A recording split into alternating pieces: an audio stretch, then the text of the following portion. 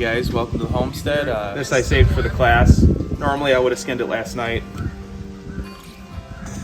Because they dry up and the skin's harder to get off. Start by going up there. Sharp knife always helps. You can move around if you can't see good. You start at the top there, Jake? Yep. Start up top, pull the skin down. Now these tendons in the back, you got to be careful. I cut a hole through here to hang it. The tendons in the back, if you cut that tendon, it falls off of that. So, let me up there. Won't have anything to hang on. Yeah.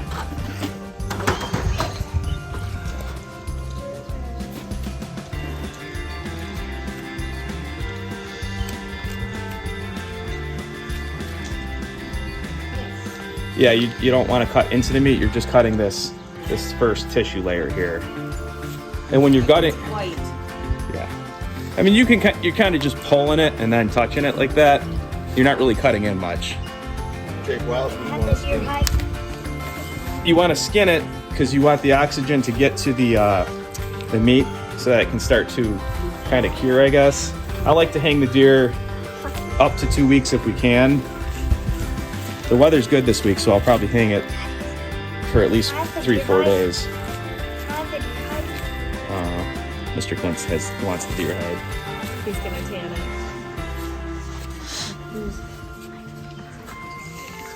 Okay, so that's the one side. Once you get both sides, it's cold. You guys.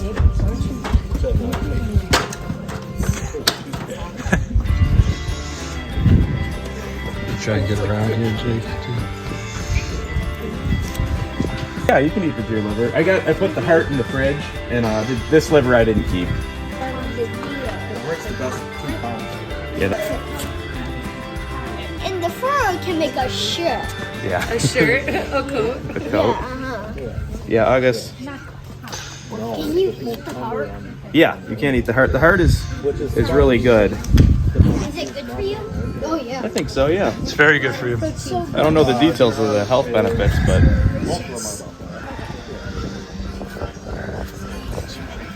so there's two ways to age your meat. There's dry aging and then there's wet aging. Dry aging is when it hangs with the carcass out, and you want the temperatures between 35 and 42. Wet aging is vacuum sealing the packs, putting them in the fridge, and then you can let them sit in your fridge for up to a week also. Okay, quiet down. Let's listen to Jake.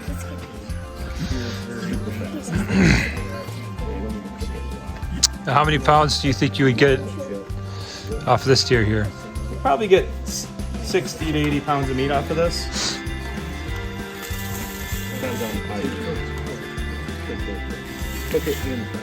If this deer was fresh, it'd be very warm and very easy to pull the skin down, so that's why I prefer to do it the day of.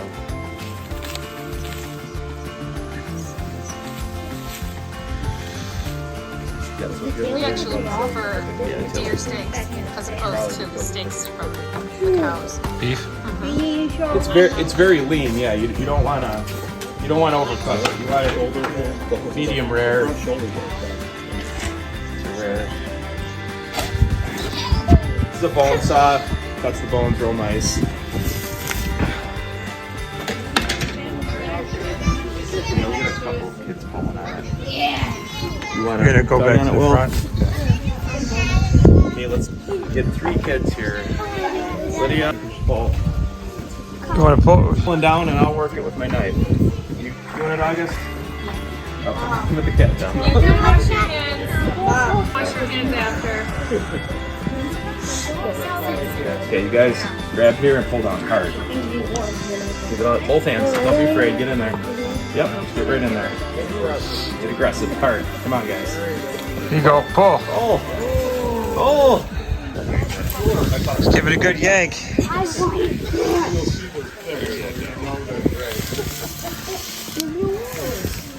Okay, back up a little bit. Let them have some space to pull.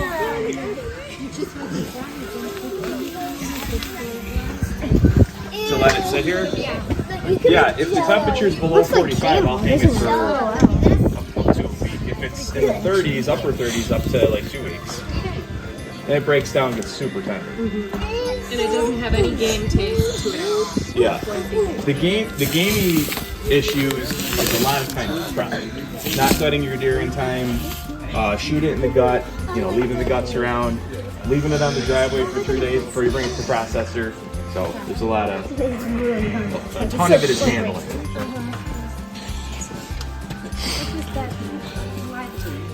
That's where the arrow. That's the damage. That's the meat. When we make jerky. Good job, guys. A little farther, then I gotta work it around the. Do you split it right here on the breast? Yeah, I'm gonna work my way down there. You can make I mean, there's not that an image too much really Yep. junk here. It's just me. There's your necklace. That's the problem. Yeah. There's a bee right there. Oh yeah. Okay, now this part's a What's your little finger? tricky.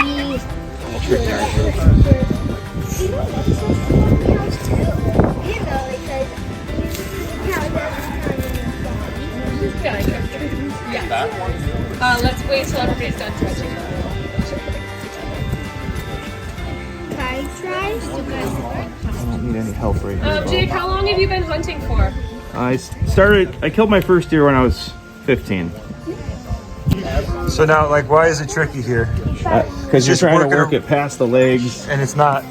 You're You also can't just trying pull to it down anymore, right? You're also trying to avoid getting hair all over the meat. Even though the hair doesn't contaminate it, it's annoying when you got hair in your steaks. I don't like the Does it make any sense of working down and up at this point? No. No, you keep going down. Uh-huh. You'll see soon. It gets easy once I get past this part here. Flesh it. Look at all the flesh off of all it. the study. And then Abe, can I see that knife sharpener over there? it's a whole process. Yeah, it'll come down easier once it right.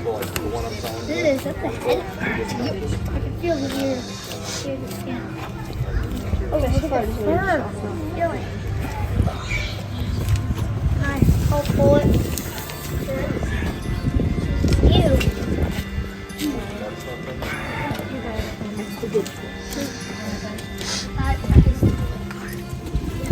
If it's fresh, I've timed myself and I can do one of these in 5 minutes.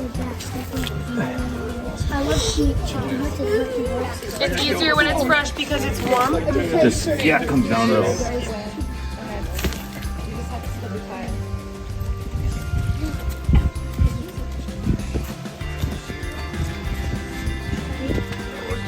Off the legs. There used to be a lot of blood out of there. Oh, yeah. Oh, it's gonna go. It's gonna fall out. Yep, there you go. It falls down. That's another reason why it's good to process them fresh or skin them fresh. All that comes out quicker. Now what are you doing? Cut the legs off. Just hold the legs.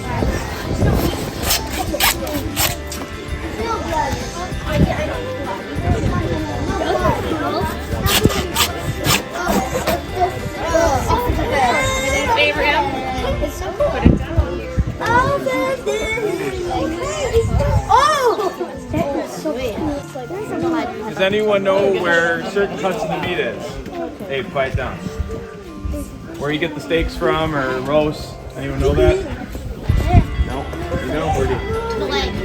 Yep, the leg. You got some roast in the front leg. A lot of times the front's damaged from getting shot because that's close to where you're shooting it. Yeah, well, rib cage up. You get the tenderloins in here.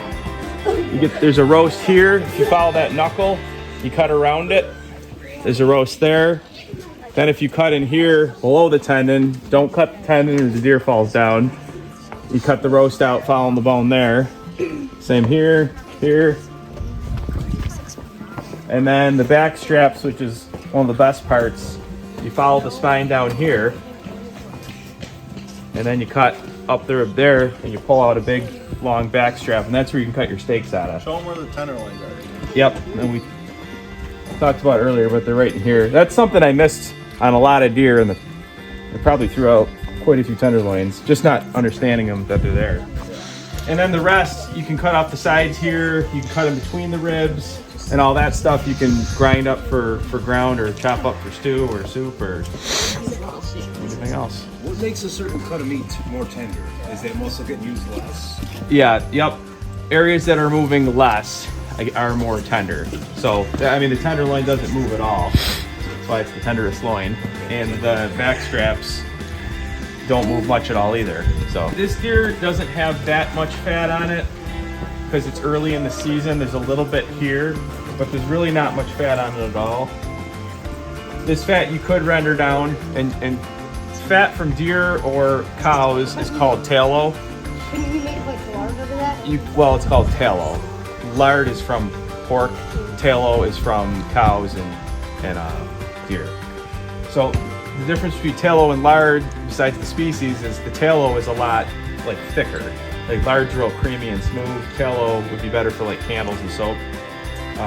If it was winter, if it was like December pushing January, there would be a pretty thick layer of fat on this. How thick, Jake? Probably up to an inch sometimes, depending on how good they're eating. And the bucks go in the rut. So the does go into heat, and then the bucks basically chase them and try to breed out the does. And when you process the bucks, some of the bucks have no fat on them at all, even in midwinter. Like you can tell they're borderline gonna die because they push themselves so heavily. I've skinned bucks where literally there's zero fat here. It's just red, the whole thing. Because they stop eating and they just drink water, breed, and chase deer. You grab paper towels? Yep. So after this, you would just leave it hang for a couple of days? Depending on the weather. If the weather's between 33 and 40, you can hang almost like a month. I wouldn't do that because you lose so much meat, then they get really light.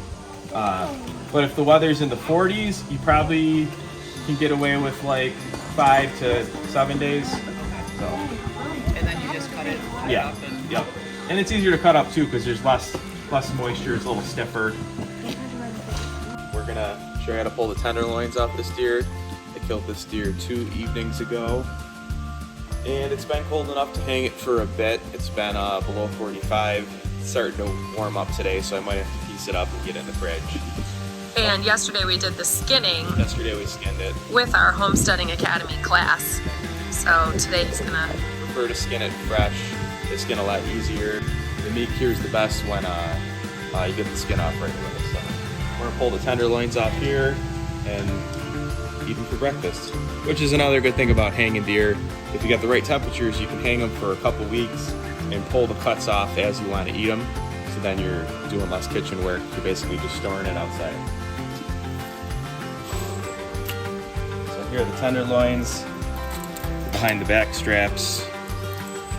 You can almost just pull them out by hand, but I'm gonna cut this edge here.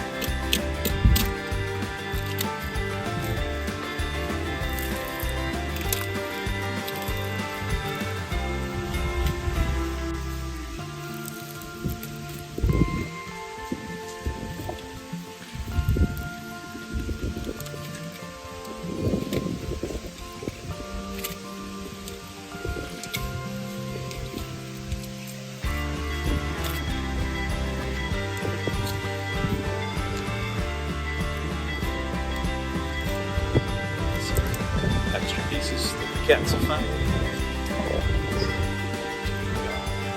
one of the most tender pieces of meat on the deer.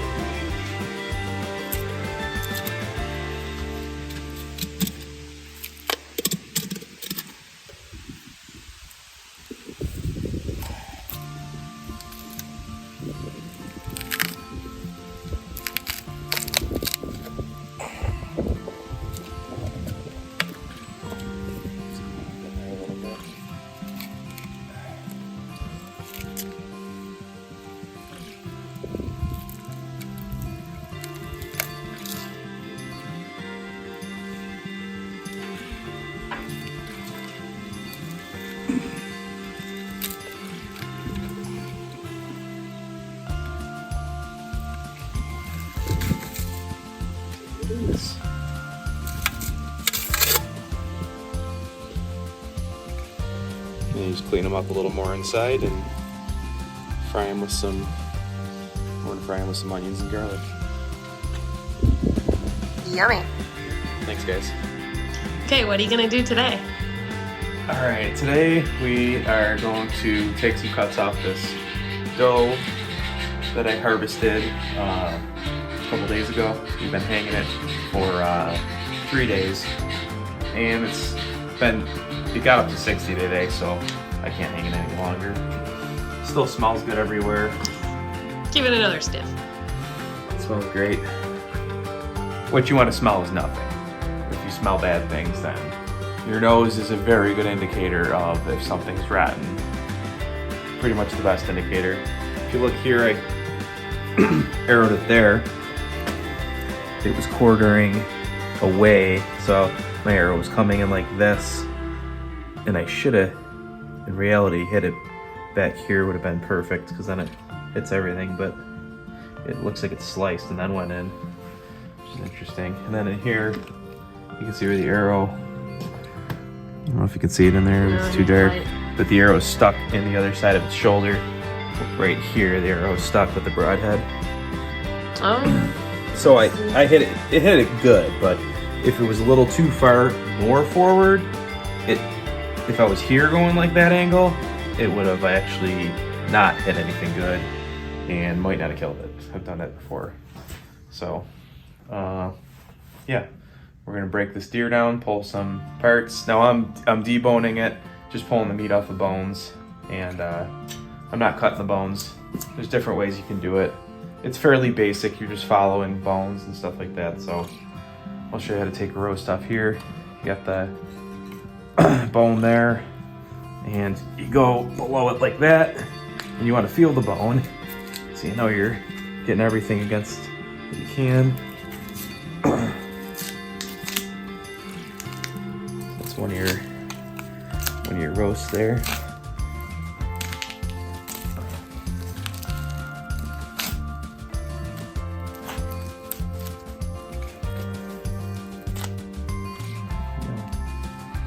So this you can either keep as a roast, you clean it up and get off all that stuff, or you can slice it as steaks against the grain that way, or slice it thin and make it into jerky.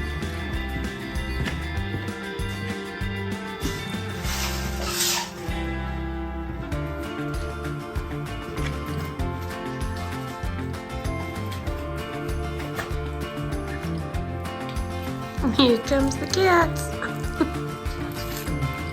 They're here for a treat.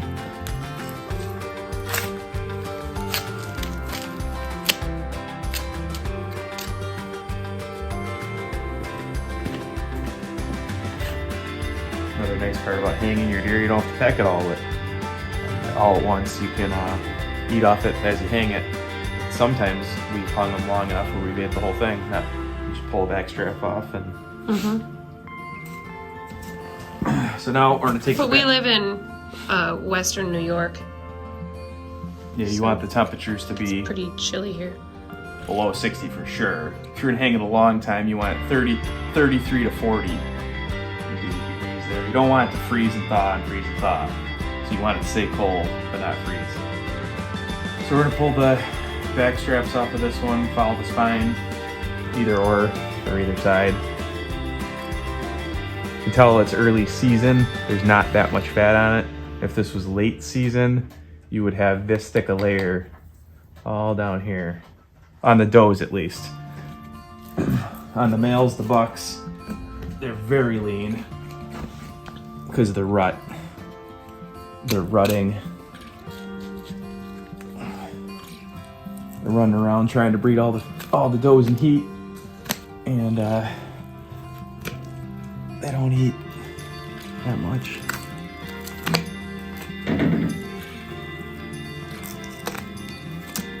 So now you're just following down the spine there and trying to peel this off all the way down. And you can cut down like that too.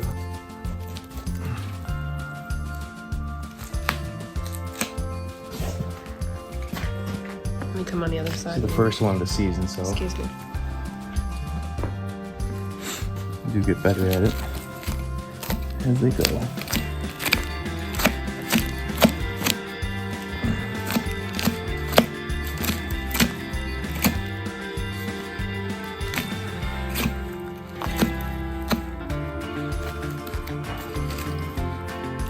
bowling right behind the shoulder. There's the back strap there. You could pull this stuff all off and then cut the silver skin off if you wanted, or you can just slice it up into steaks like that. You can take it off once done.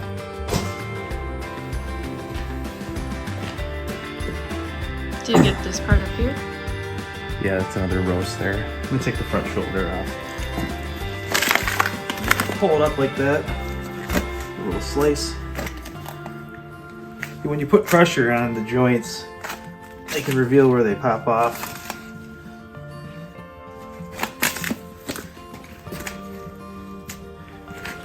There you go. That's a tough cut, so we'll either have the kids cut it up for jerky or give it to the cats for cat food. Let me see the other side. Or grind up the pieces for, Yeah, there's not I mean, you can get a couple pounds large of burger. chunks of meat on it.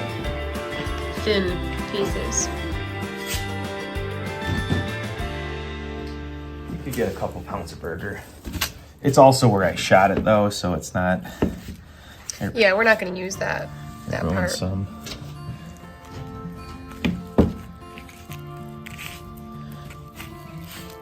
It's nice about having cats and dogs. You can a little cleanup crew. Either them or the predators.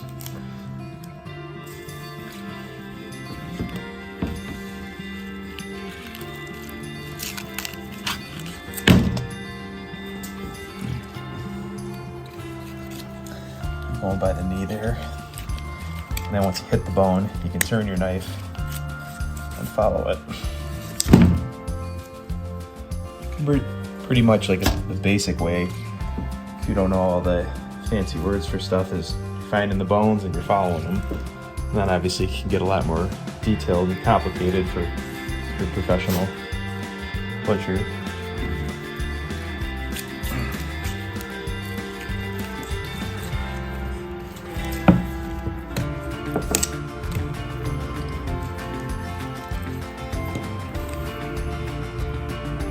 When you kill a deer and you skin it, I like to take all the wounded stuff off. I already cut a lot of the coagulated blood and junky stuff off of it. Might be good too.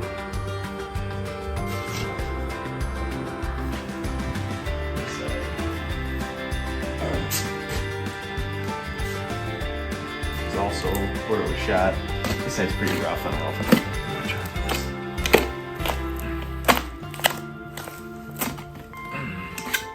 Oh, there's the arrow. Oh, you couldn't find it? Well, there's the other half of it. Oh, it broke. So that's why they say you don't want to shoot a deer in the shoulder, because the shoulder can stop the arrow, and it did stop my arrow. From the backside though, I hit its lungs where I wanted to, and it stopped it on the backside. On the way out. Yeah, which can also be a harder way to track and find a deer if you don't have two exit wounds. If you have two exit, or if you have an entrance wound and an exit wound, then you got two blood trails coming out. Yeah, this one I'm just gonna give to the dogs. Oh, more blood coming out to get a better trail. That's the broadhead there. Snapped the broadhead while it was running.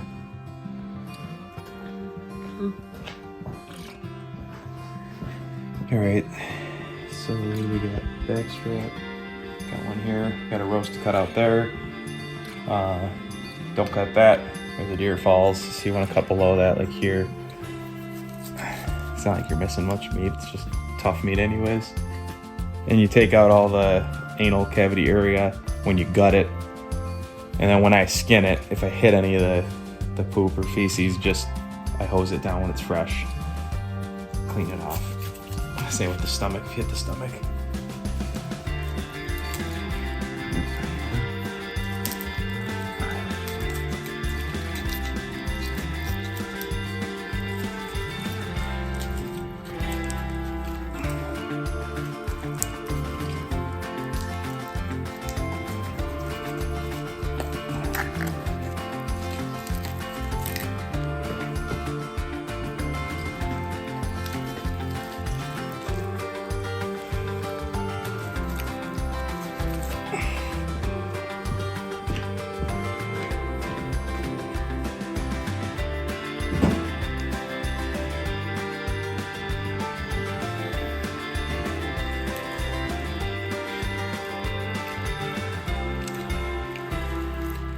So we're Looks like a good 3 to 4 pound roast.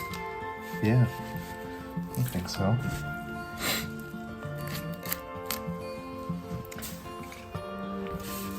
So we hung it outside for 3 days, and now that we get it going inside into the fridge, we can hang it for a couple, or let it sit for a couple days in there.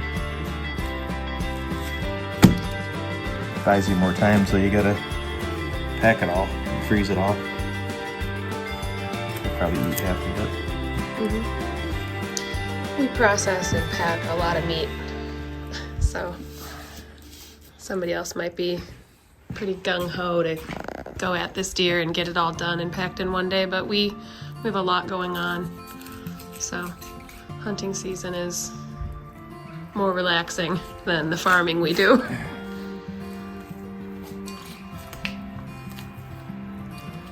I don't know what this cut is.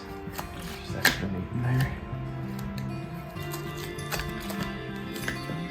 But we're not gonna get crazy picky on this deer too. Like, you could really get picky.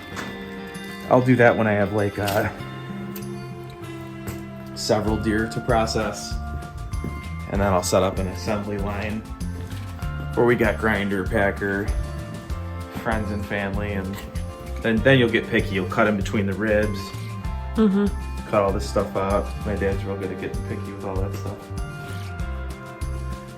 Which I probably should take the front shoulders off first. I forgot that stuff. Because now it's a lot easier to get to that whole back strap, which turns into its neck meat. But So you suggest taking the back straps off before I the shoulders? would take the legs off. The front legs and then the back straps. Oh, okay. So that you can go all the way down to here that the leg covers normally. A little harder.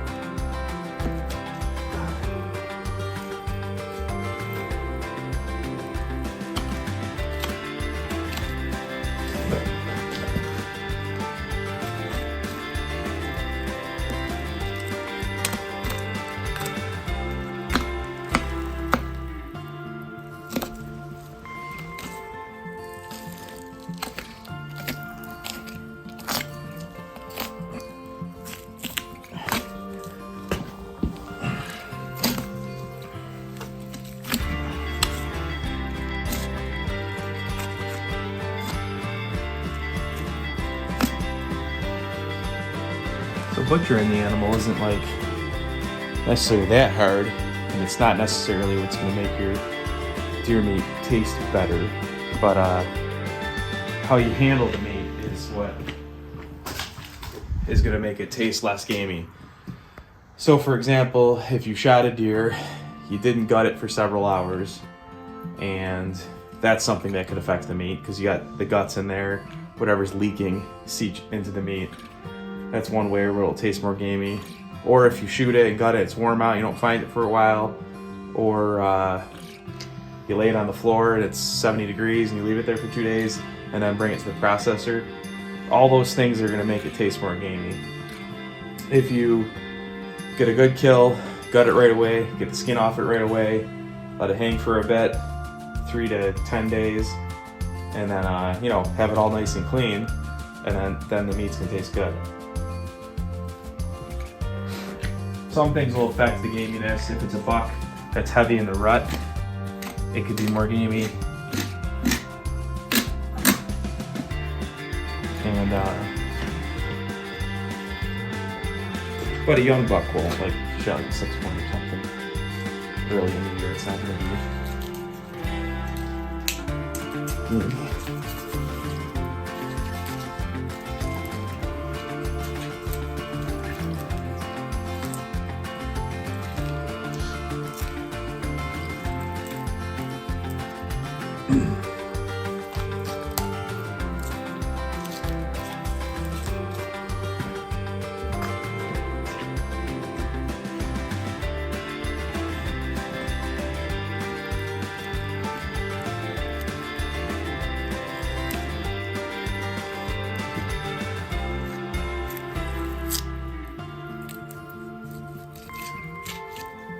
Just remove that outer leather piece. Yeah, I don't remove it all. Just some of the ugly stuff.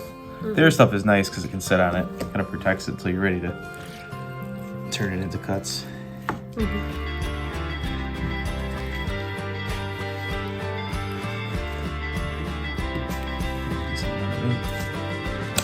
it's probably 20 pounds.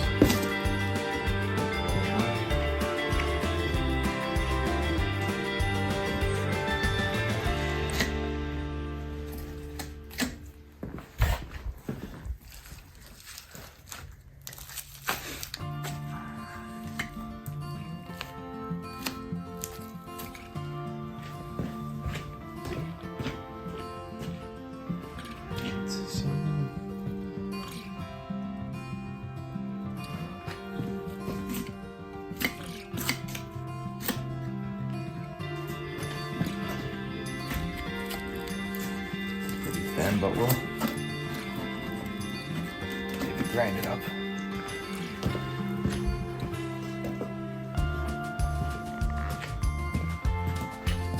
Those are good, sliced up pretty thin and Yeah, I like them. fried in a cast iron skillet. That's the belly. That's the bacon of the deer. Mm-hmm.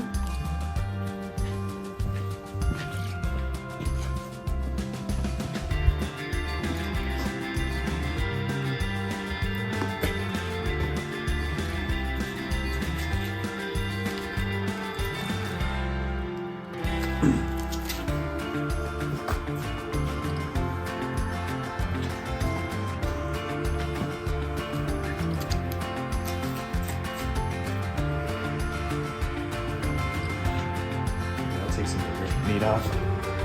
Don't have it.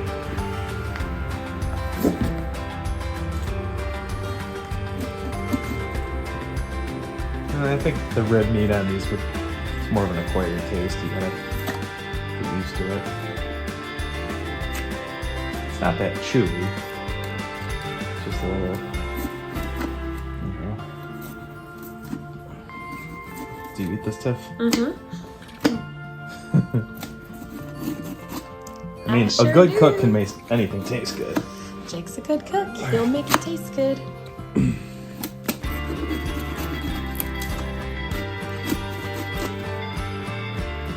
It's just easier making good cuts taste good.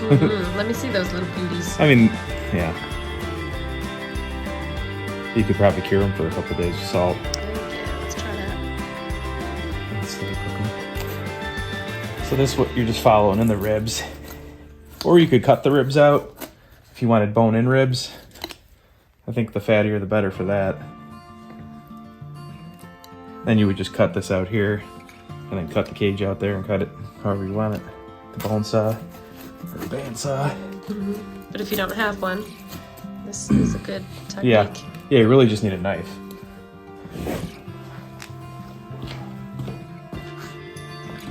To do the bulk of it.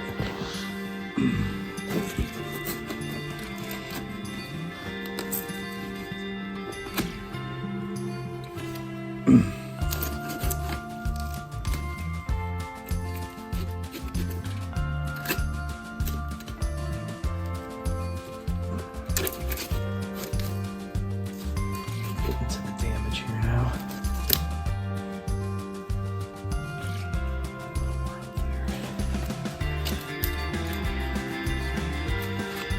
Watch your fingers. Yeah. Not a bad idea to wear a chain glove on the one side. That would be the brisket. There's not much brisket on a deer. Show 'em what one looks Huh? Oh like. yeah. One of these. Safety glove. Not a bad idea to wear it.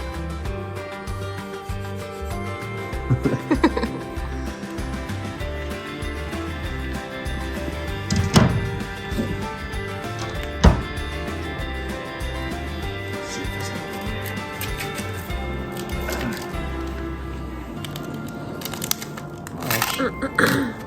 It's real. But you know, if you really need meat, you can get it from here. And if you got picky, you could pull the fat off of everything and render it down for tallow. Make candles and soak with that. Yeah. Just get here on the neck. And you can get more up here. Yeah, we could. I'm gonna just let the wildlife take care of that.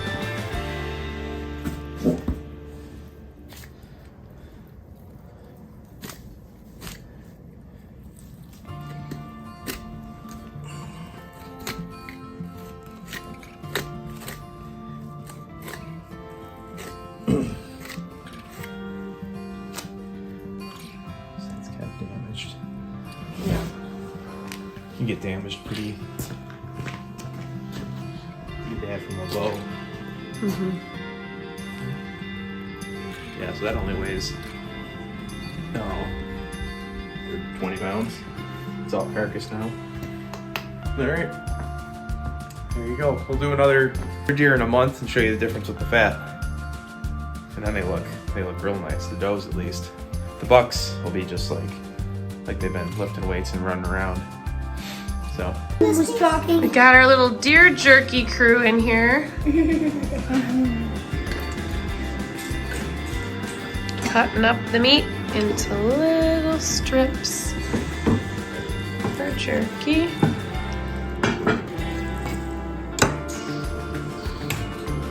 Having fun? Yes. Yep. Do you guys love to eat jerky? Yep. Yes. And cut it up. This is good. They're learning how to be safe with knives, right? Nice. Here.